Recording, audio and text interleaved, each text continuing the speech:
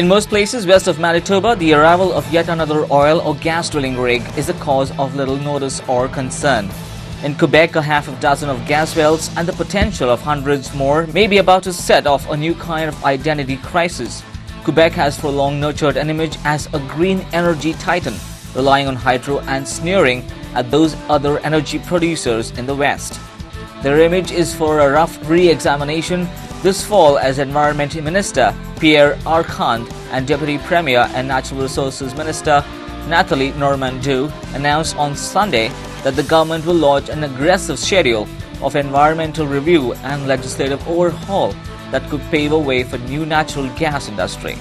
Samson Oil and Gas Limited has been advised by the buyer of its Denver-Julesburg Basin acreage interests in Goshen County, Wyoming. Thus, the buyer has completed its due diligence on the contracted properties. The buyer reports that because the title defects identified are minor, it intends to proceed with the closing of transaction on Tuesday, September the 7th, the day following Labor Day, a bank holiday in the US. While the final settlement amount has yet to be agreed upon based on its most recent discussions with the representatives of the buyer, Samson believes that its previous guidance on the transaction with respect to the range of funds to be received by Samson at the closing remains accurate.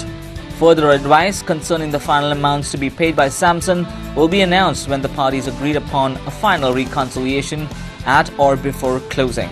Iraq on Sunday slammed as illegal an agreement between its autonomous Kurdistan region and the German energy firm RWE that is expected to help supply planned Nabucco gas pipeline to Europe. All contracts and agreements signed outside the legal framework, in other words with SOMO, are illegal, Baghdad's oil ministry said in a statement.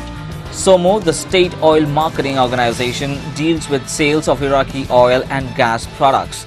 Talks on the allocation of Iraq's natural resources are deadlocked, and Baghdad refuses to recognize contracts which the Kurdish regional government based in the northern city of Erbil has signed with foreign oil companies.